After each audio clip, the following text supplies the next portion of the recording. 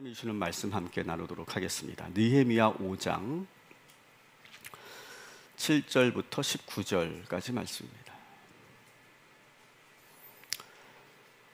우리는 지금 느헤미야 말씀을 강해 설교로 함께 하고 있습니다. 지난주에 말씀 여러분 기억하시죠? 이스라엘에 문제가 생겼어요. 내부의 문제가 드러나면서 이 성벽 재건이 잠시 중단하게 됩니다. 그러면서 지난주에 말씀드린 것처럼 참 우리 인생에는요, 그 문제가 끊이질 않습니다. 이 문제를 해결하면 또 다른 문제가 시작되고, 또 이 문제를 해결했더니 전혀 예상치 못했던 문제가 시작되고, 외부의 그 문제를 해결했더니 이제 내부의 문제가 시작되고, 우리 인생은 그 문제가 끊이지 않는다, 이렇게 말씀드렸어요. 여러분, 우리가 뉴스를 봐도 그렇습니다. 매일매일 뉴스가 쏟아집니다. 사건과 사고가 끊이지 않고요, 이슈가 이슈로 덮어지는 그런 시대에 우리가 살고 있어요. 자, 우리가 이런 계속되는 문제 앞에서 우리가 이 문제를 어떻게 대처해야 되는지 우리가 느헤미야를 통해서 우리가 배우게 될 겁니다. 그리고 그 뒤에 계신 하나님께서 어떻게 느헤미야를 인도하시고 그리고 어떻게 역사하시는지를 우리가 오늘도 보게 될 것입니다. 여러분, 우리가 느헤미야를 보면서 제가 사실 이런 좀 내적인 그런 고민이 있어요. 하나님 말씀을 전해야 되고 예수님에 대해서 전해야 되는데 제가 느헤미야에 대해서 설교하고 느헤미야에 대해서 얘기하는 것처럼 이렇게 보이질 않을까, 우리 성도님들이. 그렇게 저는 한쪽에 마음에 그런 찜찜함이 있습니다. 근데 우리가 지금 이 느헤미야 말씀을 통해서 우리가 보려고 하는 것은 인간 느헤미야가 아니라, 따라합시다, 하나님이 함께 하시는 하나님의 사람 느헤미야, 그를 보려고 하는 거예요. 단순히 어떤 인간 느헤미야의 어떤 인물, 그의 어떤 업적, 그의 어떤 그런 좋은 점을 우리가 배우자라고 하는 것이 아니라 하나님께서 어떻게 느헤미야를 역사하시는지, 그 뒤에서 하나님께서 느헤미야를 어떻게 움직이시는지를 우리가 보기 위해서 우리가 묵상하는 것이지, 우리가 인간 느헤미야를 본받자 그런 것이 절대 아니다 라고 하는 것을 여러분 이해하시고 오늘 계속 말씀을 들어주시면 좋겠어요. 예루살렘은 지금 외부의 적을 보기 좋게 물리쳤죠. 내부에서 일어난 동족 간의 그런 갈등으로 지금 그런데 어수선해져 있는 상황이에요. 이거 지금 자칫 잘못하면요, 이 상황에서 자칫 잘못하면 아주 큰 싸움이 일어날 수도 있는 상황입니다. 이제 성벽 재건이 막바지에 다다랐는데 갑자기 성벽 재건이 중단되는 사태가 벌어진 거예요. 자, 그런데 여러분, 이 느헤미야는 이 상황을 절대로 부정적으로 보지 않았다라고 하는 거예요. 왜 이 시점에서 이 백성들이 왜 이렇게 소동을 벌이고 왜 이렇게 난리를 하는 거야? 이렇게 생각하지 않았어요. 느헤미야는 올 곳이 왔다고 미리 예측하고 준비하고 있었어요. 충분히 일어날 수 있는 일이 일어났다라고 생각하고 있는 거예요. 그리고 지난주에 보신 것처럼 느헤미야는 오히려 백성들 편에 서서 같이 분노하고 있어요. 그렇지만 흥분하지 않고 충분히 생각하고 깊이 기도하던 그런 시간을 느헤미야가 보냈죠. 자, 그리고 이제 느헤미야가 액션을 취하기 시작합니다. 행동하기 시작해요. 자, 우리 한번 7절 말씀을 우리 같이 읽어보도록 하겠습니다. 깊이 생각하고 귀족들과 민장들을 꾸짖어 그들에게 이르기를 너희가 각기 형제에게 높은 이자를 취하는도다 하고 대회를 열고 그들을 쳐서. 아멘. 자, 오늘 저는 이 7절 말씀이 우리가 전체 말씀을 보는데 아주 중요한 핵심 구절이라고 생각합니다. 자, 오늘 이 말씀을 보면 제가 그 후에라고 하는 것은 제가 거기에 삽입시켜서 넣은 건데, 자, 이 말씀은 뭐냐 하면 느헤미야는 회의를 두 번 나누어서 회의를 진행했다라고 하는 거예요. 두 번 나누어서. 먼저는 유대 귀족들과 민장들은 그 당시에 고위 관리들을 말합니다. 지도자들을 말하는 거죠. 그 귀족들과 관리들에 대한 회의를 먼저 소집합니다. 그리고 그 백성들이 없는 그 자리에서 느헤미야가 아주 호되게 꾸짖는 장면이 나옵니다. 그리고 이 유대 귀족 회의를 마치고 나서 이제 모든 백성들이 모이는 대회, 큰 회의, 전체 회의를 소집하고 있다라고 하는 것이 중요합니다. 그러니까 느헤미야가 이 일을 처리하는 데 있어서 얼마나 신중하게 일을 처리하고 있는지를 알 수 있는 대목이에요. 먼저 귀족들과 관리들을 먼저 불러서 사전 회의를 소집한 이유는 그겁니다. 만일 여기서 모든 백성들이 보는 앞에서 귀족들을, 관리들을 꾸짖고 혼을 내면, 책망하면 오히려 이 사회 지도층들이 거기서 수치심을 느끼게 될 것이고, 그러면 오히려 더 강하게 반발할 수 있기 때문에 일단 먼저 사전 회의를 하고 있는 거예요. 그리고 이게 자칫 잘못하면, 백성들이 모인 곳에서 그렇게 막 책망을 하게 되면, 이게 잘못하면 인민재판식으로 될 수 있잖아요. 인민재판처럼 되면서 막 그동안에 백성들이 쌓여 있었던 그 한을 풀기 위해서 폭동이 일어날 수도 있는 상황이에요. 그래서 먼저 회의를 분리하는 거예요. 먼저 지금 유대 귀족들과 그리고 관리들을 먼저 모아놓습니다. 그리고 그 자리에서 느헤미야가 아주 크게 화를 내며 꾸짖는 장면입니다. 아주 통렬하게 거기서 비판을 합니다. 뭐라고 말합니까? 아니, 어떻게 동족끼리 높은 이자를 받고 돈과 식량을 그렇게 팔 수가 있느냐? 어떻게 그렇게 폭리를 취할 수 있느냐라고 막 통렬하게 비판을 하고 막 꾸짖고 있어요. 근데 이 꾸짖음에 이 귀족들이 아무 말도 하지 않습니다. 못합니다. 왜냐하면 느헤미야의 배려를 알고 있기 때문에 그래요. 자기들을 먼저 불러 모았고 거기서 비판을 하고 있는 거기 때문에, 느헤미야의 마음을 알고 있기 때문에 이 귀족들이 거기서 저항하지 않아요. 가만히 듣고 있어요. 그리고 이렇게 혼내기만 한 것뿐만 아니라 이 사전 모임에서 느헤미야는 귀족들하고 충분한 소통을 합니다. 많은 이야기를 나눕니다. 거기서 혼내기만 한 것이 아니라 많은 이야기를 나누고, 그리고 이 일을 앞으로 어떻게 처리할지를 먼저 이야기를 나누고 나서, 그리고 나서 이제 모든 백성들이 모이는 그런 전체 회의를 또 소집하고 있는 거예요. 이제 전체 회의를 이제 엽니다. 그리고 그동안 착취당했던 그런 딸들을 빼앗겼던 그런 백성들의 그런 그 목소리를 대변해서 이제 공식적으로 이 귀족들과 관리들의 그 잘못을 낱낱이 지적을 합니다. 자, 어떻게 말하고 있는지 전체 회의에서 느헤미야의 그런 목소리를 들어보도록 하겠습니다. 이렇게 이야기합니다. 한번 같이 읽어보겠습니다. 우리는 이방 사람들에게 팔려서 종이 된 유다인 동포를 애써 몸값을 치르고 데려왔소. 그런데 지금 당신들은 동포를 또 팔고 있소.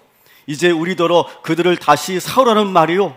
라고 지금 호통을 치고 있는 거예요. 지금 이 대목은 세 번역 말씀을 여러분들에게 그대로 인용해 드린 거예요. 이렇게 막 귀족들을 향해서 호통을 치니까 이 귀족들이 아무 말도 하지 않습니다. 근데 느헤미야가 정말 화가 난 거예요. 왜냐하면 지금 이 이스라엘 백성들은 70년 동안 포로로 끌려가서 노예처럼 살았잖아요. 그렇게 살면서도 다시 고국으로 돌아가고 싶고, 다시 내 조국 이스라엘을 생각하면서 항상 그리고 기도하고 그리고 준비하고 있다가 어렵게 70년 만에 고국으로 돌아왔는데, 막상 돌아보니까 조국은 아직도 정신 못 차리고 계속 어린 자녀들을 노예로 팔고 있었다는 거예요. 너무너무 화가 난 부분이에요, 느헤미야가. 정말 피가 거꾸로 쏟는 그런 느낌이었을 거예요. 이렇게 되풀이되는 그 비극의 역사를 어떻게든 끌어내야 되는 그런 상황에서 지금 느헤미야가 지금 크게 지금 화를 내며 꾸짖고 있어요. 여기에 대해서 아무도 말을 못해요. 조용합니다. 그리고 또 느헤미야가 화가 난 부분이 또 있어요. 우리 9절 말씀 우리 또 같이 읽어보도록 하겠습니다. 당신들이 한 처사는 옳지 않소. 이방인 원수들에게 웃음거리가 되지 않으려거든 하나님을 두려워하면서 살아야 합니다. 아멘. 더 화가 난 것은 이 귀족들이 이런 이기적인 행동으로 말미암아 이방 사람들이 하나님을 조롱하고 있다는 거예요. 그리고 같은 우리 민족을 지금 비웃고 있다는 거예요. 같은 동족끼리 지금 고리로 사체를 주고 저당 잡고 그리고 노예로 팔아넘기는 그 모습을 보면서 이방인들이 보면서 우습게 보는 거예요. 차, 저놈들 저거 희망이 없다. 뭐 저런 놈들이 다 있냐? 자기 동족들끼리 저렇게 죽고 죽이고 노예로 팔고 뭐 저런 놈들이 다 있어. 이렇게 비웃고 있고, 그런데 이 이스라엘 백성들은 또, 이 귀족들은 또 예배 드릴 때는 되게 거룩한 척 하나님께 예배 드리고 있단 말이에요.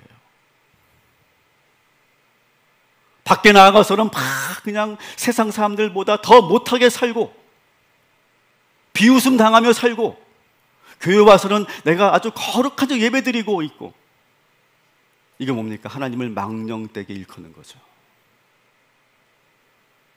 이걸 보면서 이방인들이 지금 하나님을 조롱하고 있고 비웃고 있는 거예요. 느헤미야는 지금 이 상황이 너무너무 견딜 수가 없어요. 이방인들에게 그렇게 하나님을 우습게 보게 만드는 이 귀족들의 이 행위를 도무지 참을 수가 없었던 거예요. 사랑하는 성도 여러분, 나의 행실 때문에 하나님의 그 이름을, 하나님의 그 영광을 가리우는 일이 없게 되기를 주님의 이름으로 권면합니다. 여러분, 우리가 예수 신앙생활 하면서 우리가 정말 듣지 말아야 될 말이에요. 이런 말. 야, 믿는 놈들이 더하다. 너 예수 믿지? 난 널 보면서 나는 너가 믿는 하나님 난 믿지 못하겠다. 여러분, 우리가 그런 소리를 혹시 듣고 있다면 우리는 정말 오늘 이 자리에서 정말 무릎 꿇고 회개해야 됩니다. 나 당신 때문에 나는 교회 더 안 나가고 싶어. 여러분, 우리가 그런 말을 듣고 있다면 정말 우리의 신앙을 다시 한번 돌아봐야 되고, 여러분, 우리가 정말 무릎 꿇고 회개하고 우리가 돌이키지 않으면 안 돼요. 나 한 사람 때문에 믿는 사람들이 그렇게 비난받고 심지어는 하나님이 우습게 여겨지게 되는 일이 없도록 여러분, 우리가 깨어서 우리가 살아가시기를 주님의 이름으로 축원합니다. 절대로 우리가 이런 말 들어서는 안 된다. 자, 이렇게 통렬하게 격정적으로 이렇게 비판을 하고 나서 느헤미야가 이제 톤다운을 시킵니다. 막 그렇게 화만 내지 않아요. 이제 차분하게 이제 백성들 앞에서 대안을 말하기 시작합니다. 자, 그런데 여러분, 이 문제를 해결하는 게 쉽지 않습니다. 한 공동체가 둘로 갈려져 있어요. 경제적인 문제로 인해서. 상류층과 일반 백성들 사이에 일어난 이 문제를 어떻게든 해결해야 되는데 이게 쉽지 않아요. 여러분도 아마 아실 거예요. 상류층과 빈곤층 사이에 이 사회적 갈등을 해결하는 일, 정말 어려운 일입니다. 그래서 느헤미야는 톤다운을 시켜서 이번에는 아주 간곡하게 귀족들에게 부탁을 합니다. 제안을 합니다. 10절에 이렇게 돼 있어요. 10절에 여러분, 나도 먹을 것이 없는 백성들에게 곡식을 나눠 주었지만 저는 한 번도 이자를 받아본 적이 없습니다. 자, 여러분들에게 지금 제가 두 가지를 제안 드리겠습니다. 첫 번째, 지금까지 백성들에게 받았던 이자를 더 이상 받지 않도록 합시다.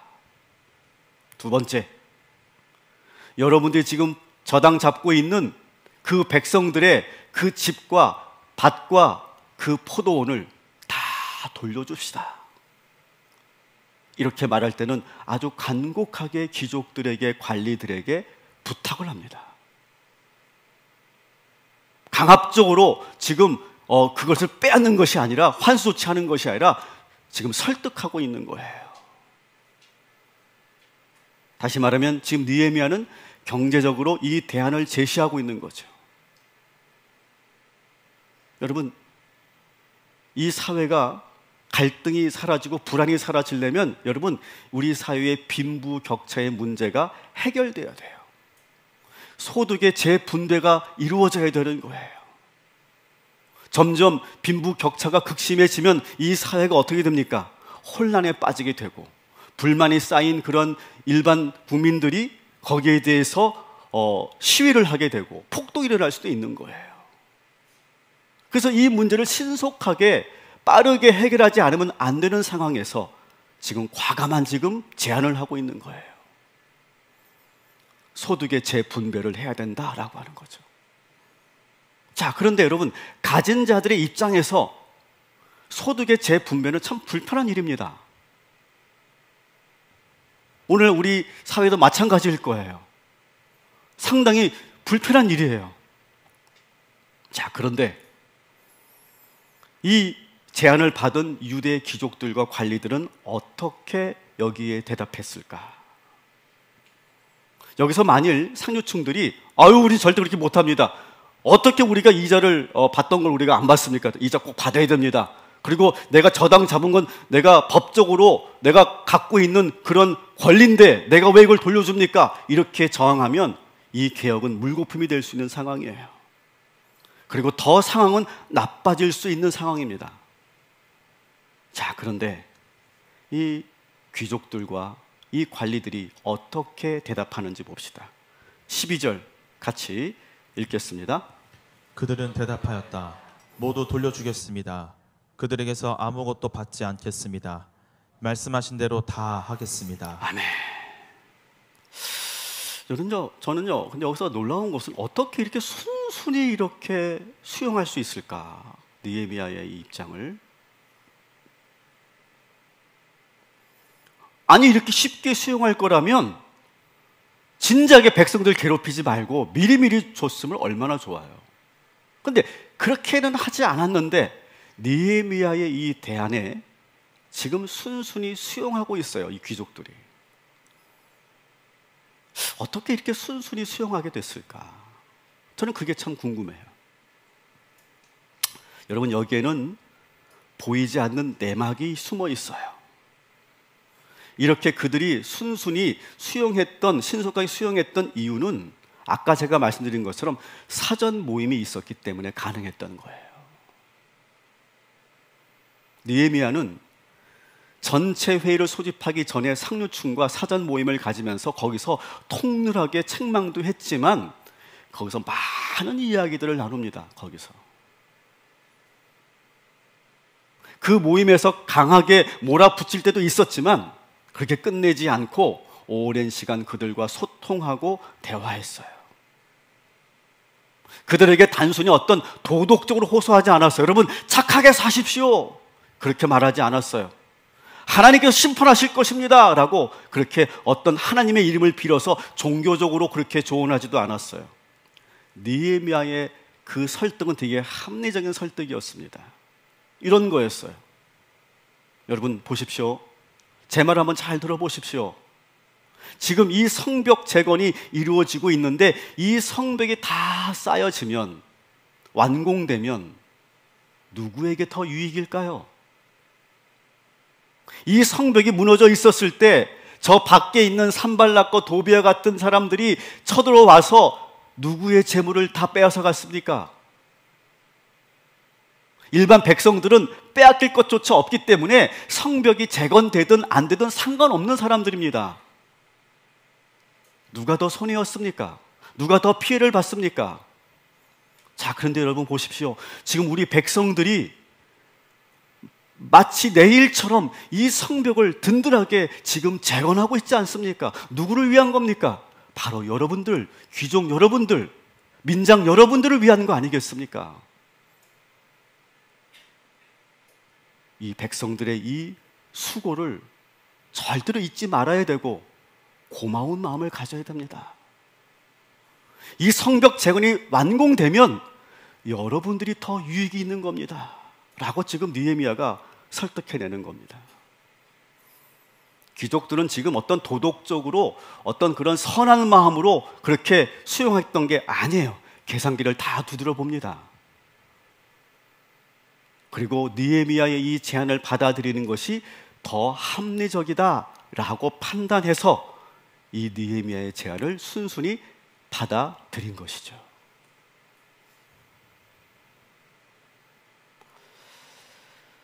독일의 철학자 위리겐 하버마스라고 하는 철학자가 있습니다.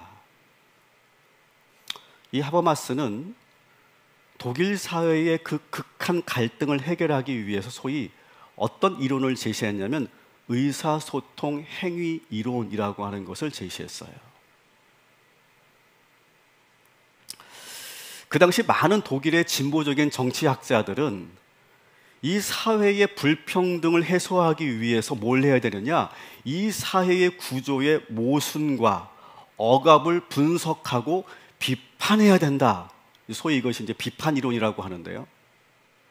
비판하는 데 중점을 뒀어요. 특별히 이 자본주의 체제가 갖고 있는 불평등과 착취의 문제를 신랄하게 비판하고, 그리고 이 문제를 해결하기 위해서는 뭐가 있어야 되느냐? 사회적 투쟁이 필요하다. 계급 투쟁이 필요하다라고 생각했어요. 근데 하버마스는 이런 계급 투쟁이나 혁명이 가져올 수 있는 폭력성을, 그 위험성을 알고 있었기 때문에 그렇게 하지 말고 우리가 충분한 의사소통을 통해서 이 사회적 갈등을, 이 불평등의 문제를 해결하자라고 제안을 합니다. 폭력적이고 파괴적인 투쟁보다는 대화와 협력을 통해 평화롭고 지속 가능한 사회를 만드는 것이 우리 지성인들이, 우리 정치인들이 해야 될 일들이다 라고 이렇게 말하는 거예요. 바로 느헤미야가 바로 그 역할을 하고 있는 것이죠. 느헤미야는 유대 사회의 두 계층 간의 그 갈등이 직접 부딪히지 않도록, 그래서 더 큰 비극이 일어나지 않도록 충분한 양측과의 소통을 통해서, 의사소통을 통해서 서로의 입장을 이해하게 하고, 그리고 거기에 제시된 대안을 지금 가지고 설득하고 있는 거예요. 여러분, 이 과정이 대단히 중요하다는 거죠. 여러분, 여러분의 삶에서 극한 대립과 갈등이 일어나지 않도록 여러분이 중재자의 역할, 화해자의 역할, 의사소통의 역할을 감당하는 저와 여러분이 되시기를 주님의 이름으로 축원합니다. 이러한 노력은요, 우리의 중보자 되시는 예수 그리스도의 그 성품과 닮아 있죠. 예수님은 하나님과 우리 사이에 막힌 담을 허무셨고 하나 되게 하셨어요. 그리고 예수님은 우리들에게 하나님께서 우리를 얼마나 사랑하시는지를 계속해서 말씀해 주셨어요. 그리고 우리의 죄를 위해서 대신 십자가를 지시고 죽으심으로 인해서 우리가 용서받게 하셨죠. 그리고 우리 예수님은요, 심판날이 되면요, 하나님 앞에서 우리 옆에 서서 우리를 대변해 주십니다. 우리를 변호해 주시는 분이 바로 우리 예수 그리스도시죠.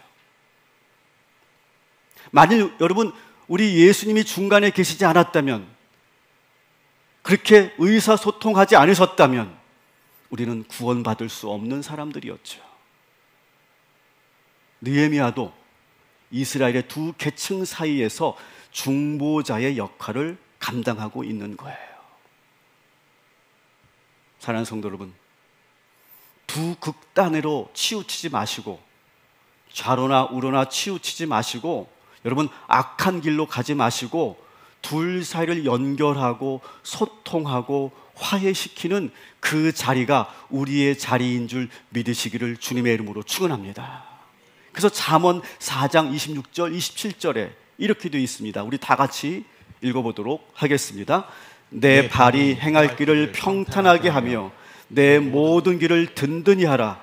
좌로나 우로나 치우치지 말고 내 발을 악에서 떠나게 하라. 아멘.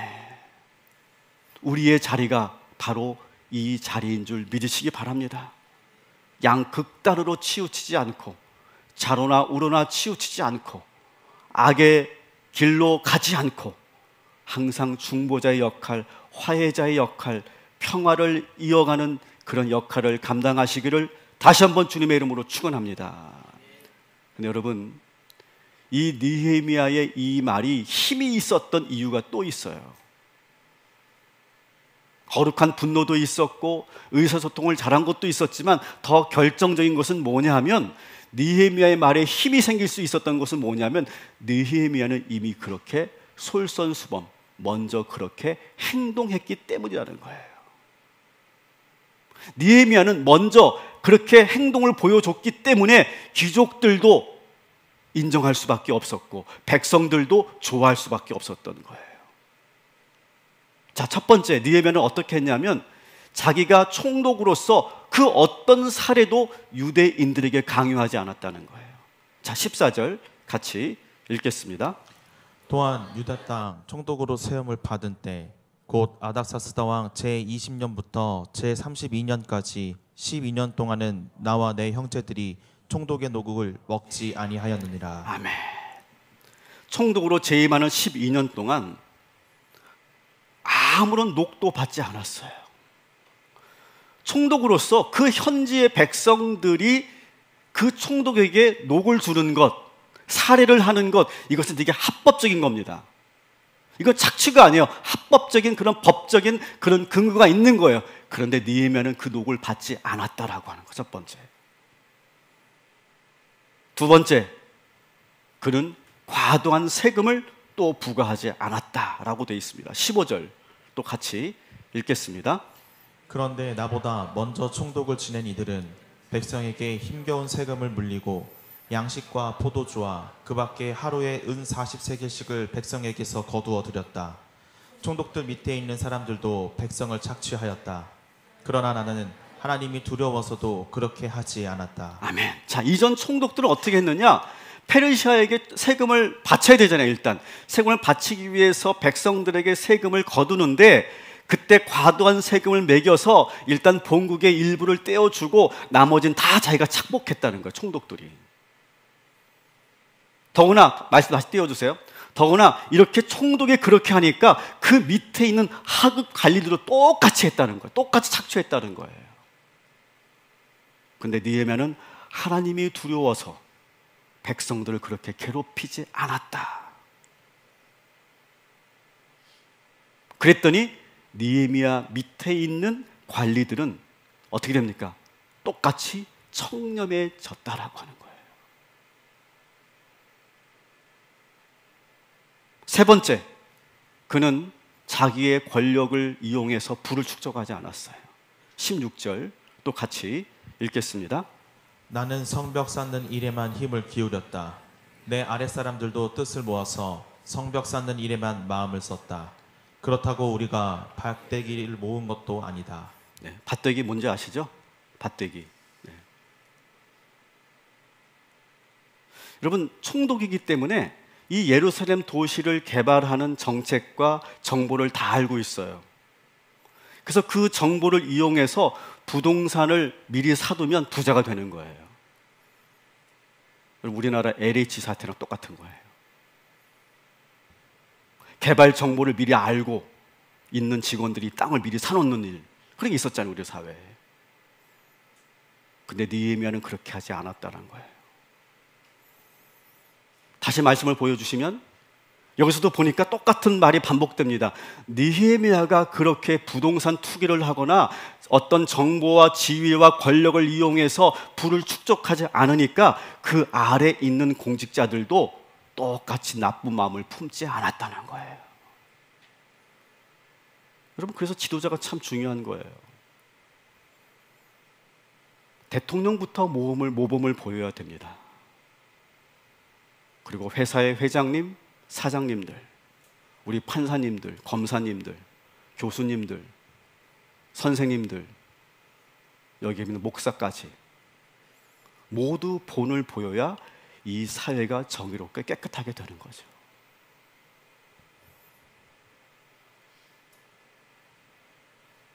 여러분들도 마찬가지입니다. 여러분들이 사회에서 어떤 일을 하시든 여러분이 가지고 있는 그 권력과 정보를 이용해서 나의 부를 축적하는 일이 없기를 주님의 이름으로 축원합니다. 나에게 주어진 이 권력과 권한은 국민들을 위해 사용하는 것이고, 우리 직원들을 위해 사용하는 것이고, 우리 성도들 위해 사용하는 것이지 나의 사적 이득을 취하는 데 사용하면 절대로 되지 않는다. 느헤미야가 그것을 몸소 실천했더니 그 밑에 있는 모든 백성들도, 모든 관리들도 다 그렇게 되더라는 거예요. 마지막으로 그는 국가 재정을 함부로 사용하지 않았습니다. 17절, 18절 같이 또 읽겠습니다.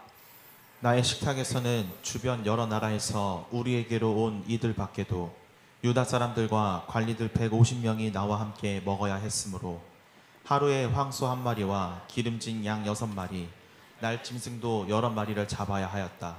또 열흘에 한 차례씩은 여러 가지 포도주도 모자라지 않게 마련해야만 하였다. 그런데 내가 총독으로서 마땅히 받아야 할 노까지 요구하였다면 백성에게 얼마나 큰 짐이 되었겠는가. 아멘. 지금 그가 거느리고 있는 식솔들과 그 부하들, 관리들이 상당히 많았어요. 오늘 말씀에 약 무려 한 150명이 아마 총독 관저에서 일하고 있었던 것 같아요. 그리고 외교적 목적으로 방문하는 여러 나라의 정상들과 외교관들이 매일매일 방문을 합니다. 그래서 그들을 대접하기 위해서 엄청난 양의 그런 음식이 매일매일 차려져야 돼요. 그렇기 때문에 느헤미야는 이 공적 자금을 함부로 쓰지 않았다는 거예요. 투명하게 재정을 사용했다는 거예요. 왜? 백성들이 낸 이 세금이 얼마나 소중한 세금인지 그걸 잘 알고 있기 때문에 국가 재정을 함부로 마구 쓰지 않았다라고 하는 거예요. 저는 오늘 이 설교를 우리나라 대통령과 고위 공직자들과 국회의원들이 꼭 듣게 되기를 바랍니다. 여러분 혹시 주변에 공직자들이 있으면 제 설교를 퍼날라 주십시오. 혹시 청와대가 아닌가 뭐죠? 대통령에게 전지 연결될 수 있다면 이 설교를 꼭 전해 주십시오. 그리고 여러분도 마찬가지, 저와 여러분도 마찬가지. 우리가 맡고 있는 이 공적 자금을 잘 사용하게 되기를 주님의 이름으로 축원합니다. 여러분, 그리스도인의 능력은요 말에서 나오지 않아요. 지식에서 나오지 않습니다. 그리스도인의 능력은 어디서 나오느냐? 따라합시다. 삶에서 나오는 것입니다. 삶에서 나오지 말에서 나오지 않아요. 말만 번들하게 한다고 사람들이 우리 말을 듣는 게 아닙니다. 말한 대로 행동할 때 사람들은 우리가 전하는 복음을 그때 비로소 듣는 거예요.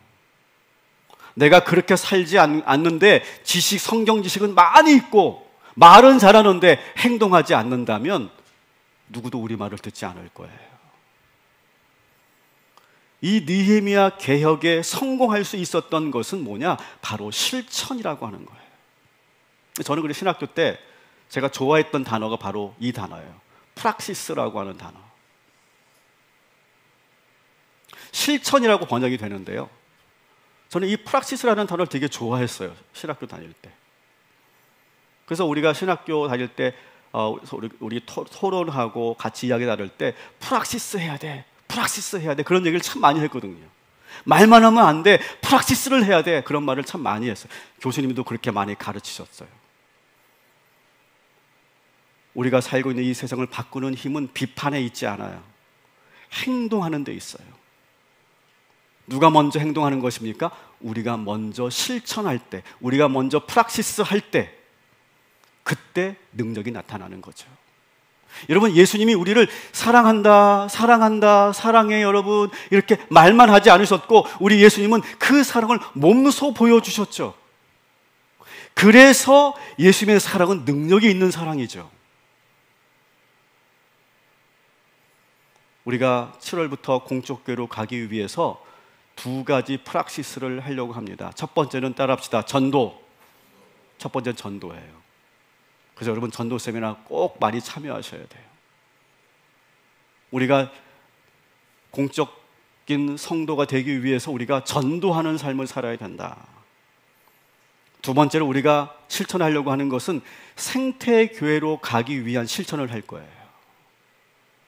그래서 7월에 우리들이 저희 교회에서 발표를 할 겁니다. 우리가 이런 것들을 꼭 지키자. 우리가 이 환경을 생각하고 우리 교회가 생태교회로 가기 위해서, 공적교회가 되기 위해서 우리가 이런 것들은 최소한 실천하자라고 하는 것을 여러분들에게 제안을 드릴 거예요.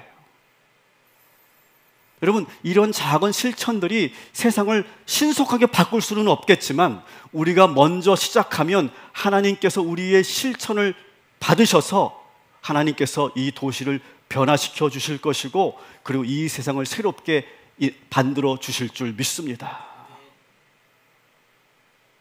우리가 먼저 시작하자라고 하는 거예요. 그래서 오늘 저는 설교 제목을 이렇게 정해봤어요. 따라합시다. 모든 개혁은 나로부터 시작됩니다. 다시 한번, 모든 개혁은 나로부터 시작됩니다. 또 따라해 주십시오. 이 세상의 변화는 우리 그리스도인으로부터 시작됩니다. 한국 교회의 변화는 동탄 꿈의 교회로부터 시작됩니다. 우리 가정의 변화는 이 말씀을 들은 나로부터 시작됩니다. 여러분, 나로부터 시작되기를 주님의 이름으로 축원합니다. 그래서 제가 지난주에 제가 좋아하는 그런 말이 있다고 그랬죠. 숙고하는 그리스도인이라고 하는 말이 있었는데요, 제가 또 좋아하는 말은 이겁니다. 실천하는 그리스도인. 숙고하고 그리고 생각만 하지 않고 실천하는 그리스도인. 우리 동탄 꿈의 교회가 이제는 그렇게 생각만 하는 것이 아니라 이렇게 행동으로 옮기는, 프락시스하는 그런 교회가 되기를 주님의 이름으로 축원합니다. 자, 이렇게 느헤미야가 그 모든 개혁을 다 마치고 나서 하나님께 마지막으로 기도합니다. 우리 19절 느헤미야의 기도를 한번 보도록 하겠습니다. 네, 하나님이여, 내가 이 백성을 위하여 행한 모든 일을 기억하사 내게 은혜를 베푸시옵소서. 아멘. 여러분, 결국 우리가 잊지 말아야 될 것은요, 개혁은요 사람이 하는 게 아니에요. 하나님이 하시는 것임을 믿으시기 바랍니다. 그래서 느헤미야는 다 해놓고 마지막에 하나님께 기도하며 모든 것을 하나님께 맡기는 거예요. 이것이 그리스도인들이 이 세상을 변화시키는 힘의 원천이라고 하는 것이죠. 말씀을 정리합니다. 여러분의 삶의 변화가 시작되기를 주님의 이름으로 축원합니다. 그 변화를 누가 먼저 하는 것이 아니라 내가 먼저, 저와 여러분이 먼저 시작하기를 주님의 이름으로 축원합니다. 여러분, 이제부터 여러분 인생의 수많은 문제들 여러분 당황하거나 화내지 마시기 바랍니다. 오히려 그것을 기회로 보시기 바랍니다. 긍휼한 마음을 가지고 같이 아파하고 정의로운 분노를 표출하시기 바랍니다. 그러나 감정을 절제하시고 기도하고 충분히 숙고하시기 바랍니다. 그리고 힘으로 억지로 바꾸려고 하지 말고 끊임없이 소통하고 대화하고 설득하시기 바랍니다. 그리고 내가 먼저 실천하는 거예요. 그리고 마지막에 하나님께 겸손하게 기도할 때 주님께서 역사하여 주실 줄 믿습니다. 그러면 저와 여러분의 삶과 이 사회와 우리 한국 교회가 변화되는 날이 반드시 오게 될 줄 믿습니다.